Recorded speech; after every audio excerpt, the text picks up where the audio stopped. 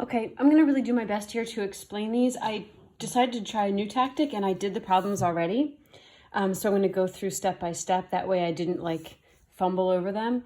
I also wanted to make sure that they were like appropriate. And so these are at the end of the assignment from today, and they're awesome problems. I think this is what you're going to expect from the AP test. I think it's going to be these longer style, like this was an A, B, C, D, E, F. Did it go all the way to F?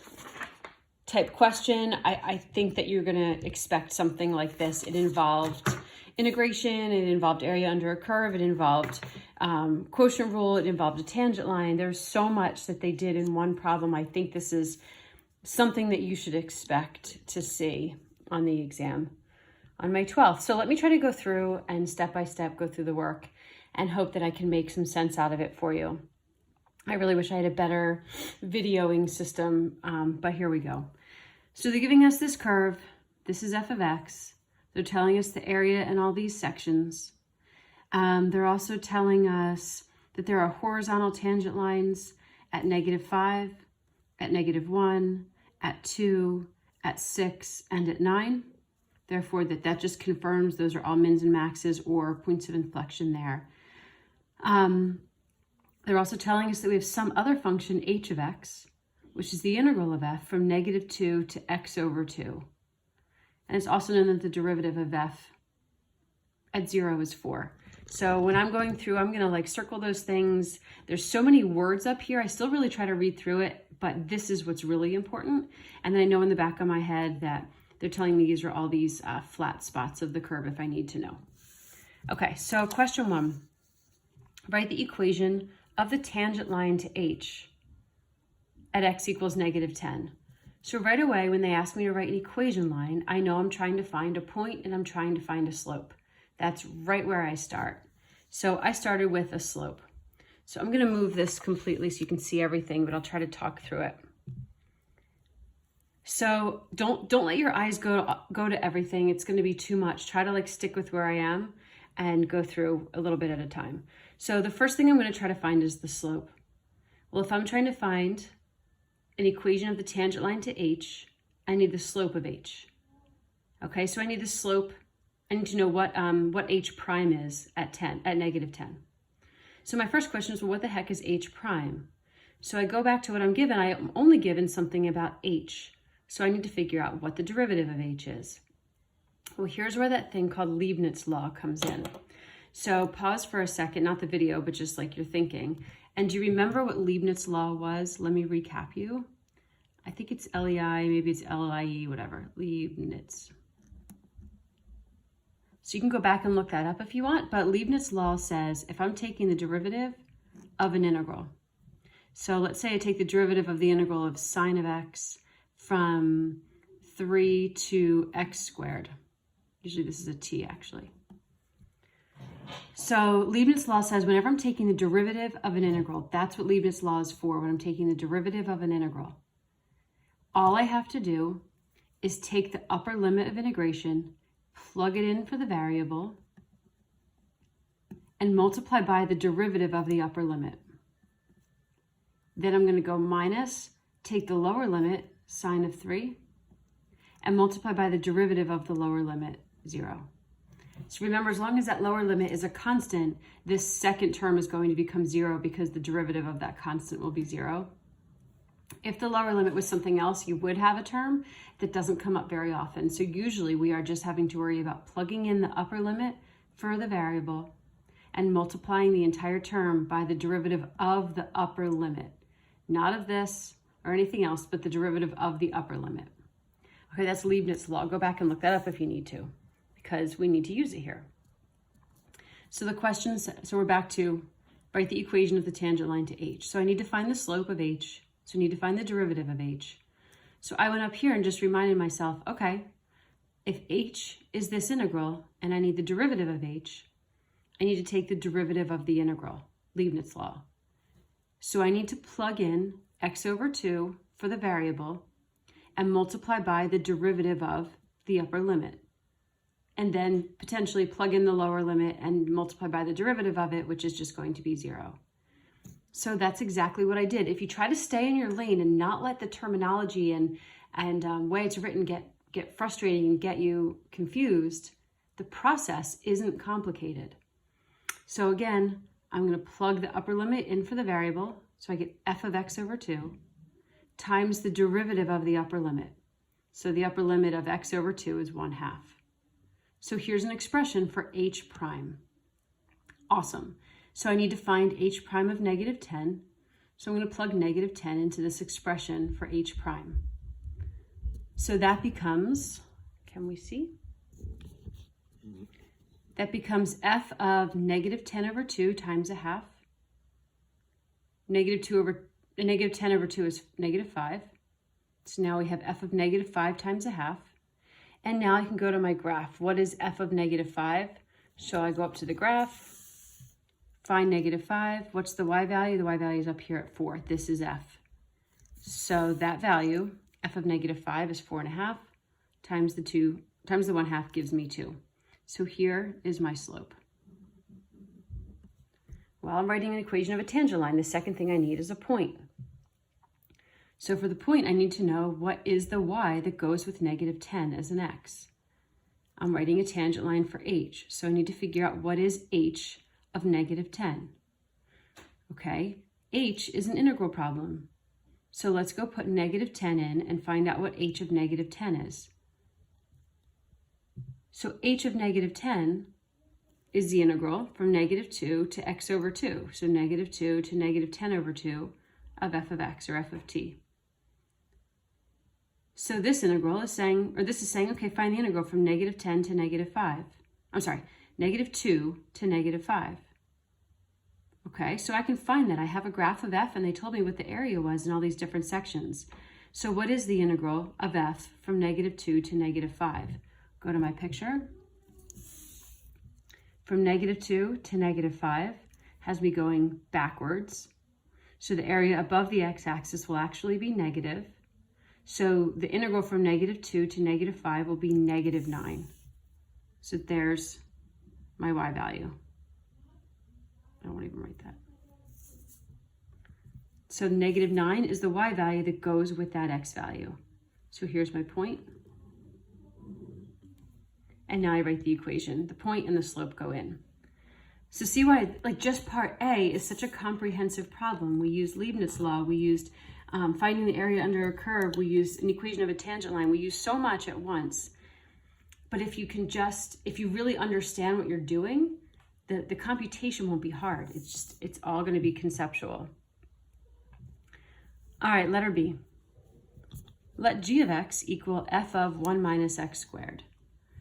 Does g have a local min, a local max, or neither at x equals 0? Give a reason for your answer. So if you printed this out at all, if you printed out my answers, sorry, I'm shifting here. I tried to write out an explanation as I worked so that you could look at it that way as well. So if we want to know, does g have a max or a min? Well, g has a max or a min when g prime changes sign, when g prime goes from positive to negative or negative to positive. If g prime goes positive to negative, g has a max. If g prime goes negative to positive, g has a min. So I need to figure out what's going on with g prime at x equals 0. I don't have to figure out where all the other mins and maxes might be. I only have to figure out what's happening at 0. So the first thing I said was, all right, if this is g, let's find out what g prime is. So now they put chain rule in. So like, what a beautiful problem. So the derivative of g means take the derivative of f of 1 minus x squared. So chain rule says I take the derivative of the outermost thing with respect to what's inside, and then multiply by the derivative of what's inside. So there's the chain rule. F prime of 1 minus x squared times the derivative of the 1 minus x squared. So this is the derivative of g. Normally, if I'm finding maxes and mins, I would set this derivative equal to 0, and I would find out what all my critical values are. I don't have to for this because they only want to know about x equals 0. So I'm going to go straight to the number line and figure out what's happening on either side of 0. I guess this is probably a little wrong of me because I decided to test positive 1 and negative 1 as my two numbers on either side of 0, I guess it's possible those would have given me zeros in the derivative. So I guess I'd have to be a little bit careful of that. But, you know, or maybe that there are zeros like at negative 1/2 and 1/2. But I don't know. I just went with it. It did work. I'm figuring for our purposes, like we're going to have to do it as like clear cut as we can picture. So anyway, I've got my number line, right? So I know that 0 is the point I'm looking at, and I want to see if my derivatives change from positive to negative or vice versa, or they don't change at all, and in which case I would not have a max or a min. So I'm going to test on either side. So first I decided to test g of 1. I decided to put in, or g prime of 1, put in positive 1 into the derivative of g and see what happens. So that's my work over here. So I said, okay, well, what is g prime of 1? Well, g prime, I know what g prime is. I took the derivative of g over here. So since g prime is the same as f prime of all this stuff times negative 2x, I'm going to plug 1 in for this. So I'm going to plug 1 in and have f prime of 1 minus 1 squared times negative 2 times 1. Again, all I did was plug 1 into the derivative. 1 minus 1 squared is 0. So I have f prime of 0 times negative 2. And then I figured, okay, how do I find out what f prime of 0 is? Well, I didn't go back up and look. I looked at my graph and I said, okay, well, if this is the graph of f, what's f prime of 0? And I figured I'd get a positive slope out of that. So I didn't actually compute what f prime was, but then I did see later that they told me that the derivative of f at 0 was 4. So I could have actually used the number 4 for this. I didn't. In fact, I should probably fix that. I just figured, well, the derivative's got to be positive because of the way it looks. So technically I can say that this is 4 because it was given to me. So I have negative 8, which is obviously a negative number. Then I went back and I did the same thing over here, testing negative 1 instead of positive 1. So when I put negative 1 in, the only thing that changed, it still left me with f prime of 0, but it just changed this, that negative 2 times negative 1 was positive 2. Oops. F prime of 0 they gave me is 4. So now I have positive 8, which is a positive number. So therefore my derivative to the left of 0 is positive, to the right of 0 is negative. So what's happening at 0? Well, therefore g of x has to have a max at x equals 0 because the derivative will change from positive to negative. Part B. So you can see where this is going to be your 25-minute question with all of these really awesome parts. Part C. Okay, totally new. No, let's say you got confused on B. That's okay. Go to part C and see what they're talking about. So a new function, k of x, h of x divided by 2x. If the integral of f of x from 0 to 2 is 5, find k prime of 4. So right now, I don't even know why this is necessary as I'm first reading the problem. But all I know is I need to find k prime of 4. So I'm going to go find the derivative of k. So how do we take the derivative? Well, we need quotient rule. So we've got the bottom times the derivative of the top minus the top times the derivative of the bottom over the bottom squared. Okay, well, I need to plug in 4. So k prime, is this another video? K prime of 4, I'm going to plug 4 in. So 2 times 4 times h prime of 4 minus h of 4 times 2 over 2 times 4 squared. So I got all this. Well, now the problem or the headache is everything's numbers except for this and except this. So somehow I have to figure out what they are. So I moved over here.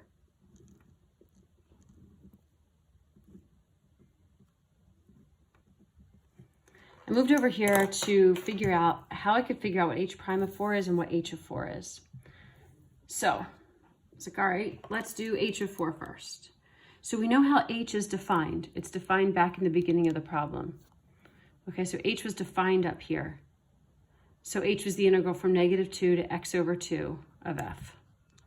So h of 4 is the integral from negative 2 to x over 2, x is now 4, of f of t dt. So this is really just saying, what's the area under the curve from -2 to 4 over 2? So -2 to 2.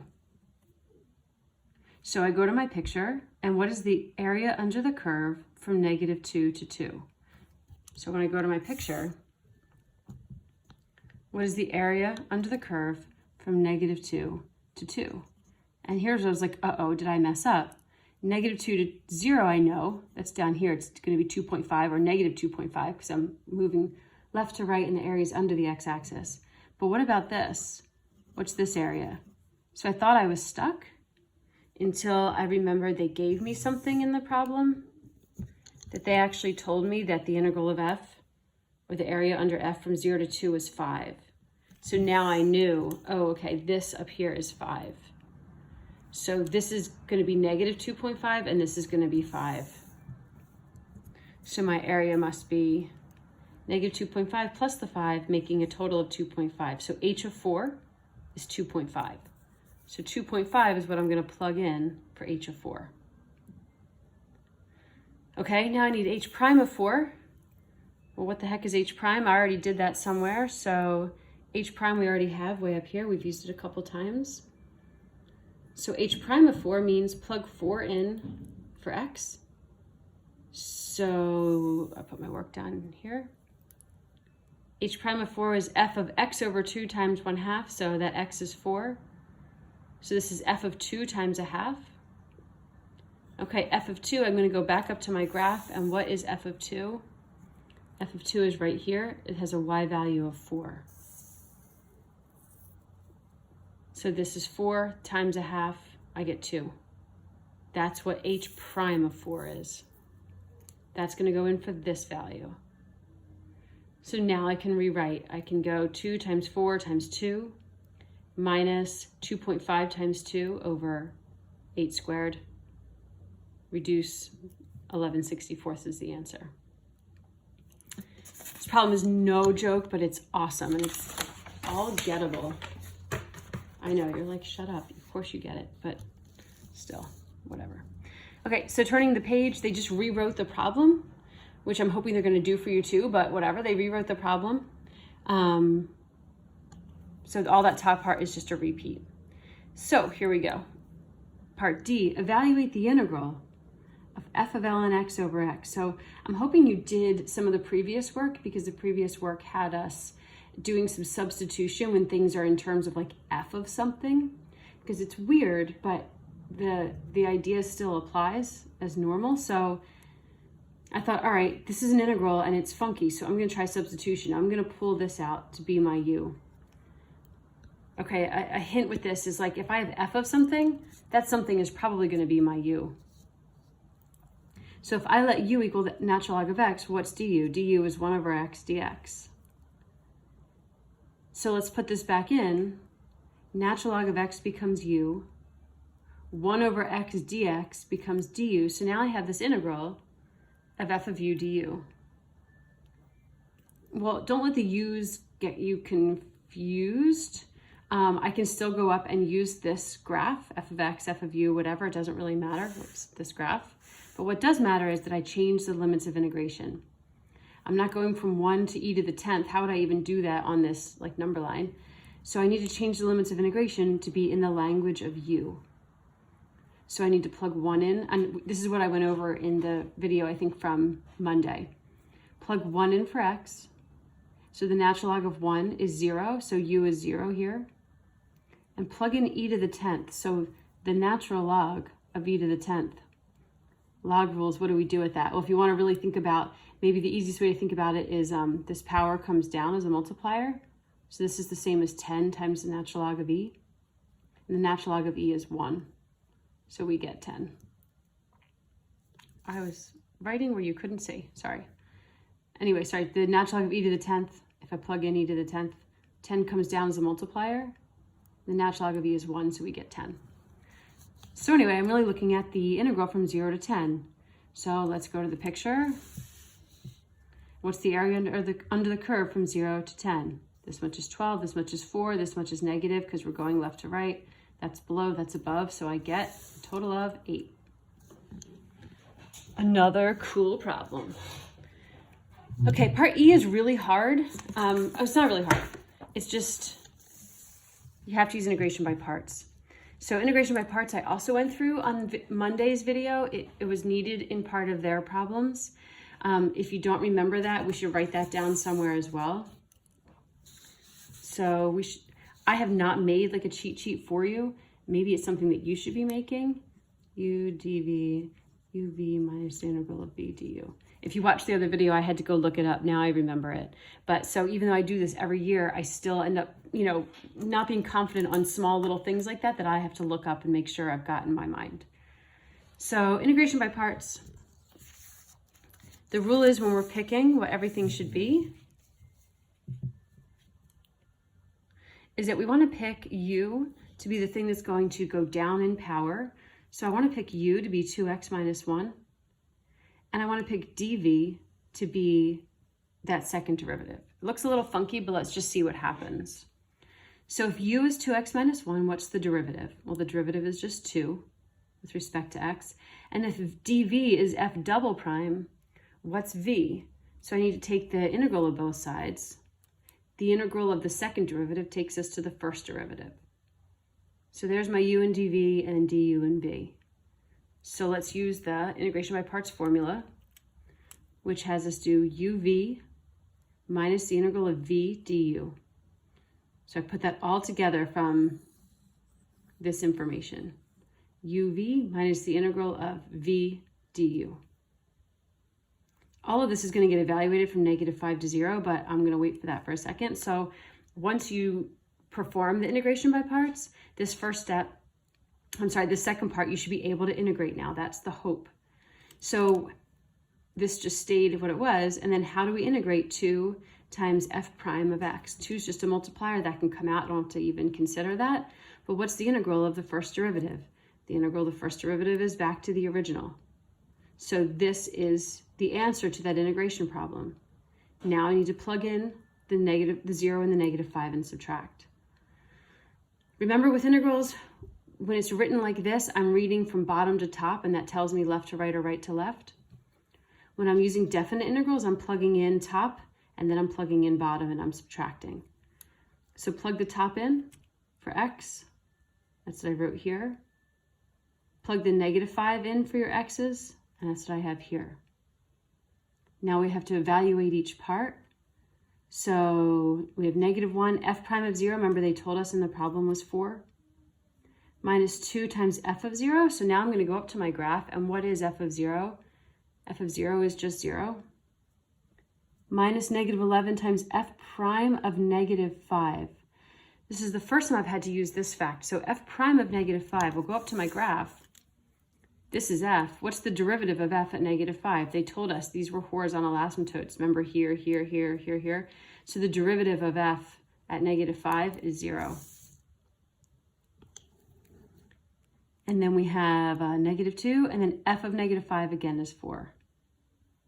Put that all together, simplify, and you get 4.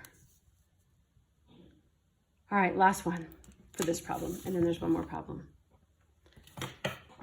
Okay, part F, it wants arc length. So if you remember, parametric and polar are not on the AP test anymore, but arc length still is. The length of an arc, here's the formula for it. You don't need to know the difference between parametric and regular functions because we don't have to do parametric, but this is the formula for the length of an arc. As long as we've got a function y equals blah, blah, blah, x. Okay, so we would take the derivative and square it underneath the square root curve with 1 added on. So this one's, what is the length of the arc of h from 0 to 12? So we just integrate from 0 to 12, the square root of 1 plus the derivative squared. This, I use pink. This is h prime, and that's getting squared. That's it, we don't have to evaluate it, just has to look like that. Okay, I'm gonna do the second problem and I'll do the video in a second.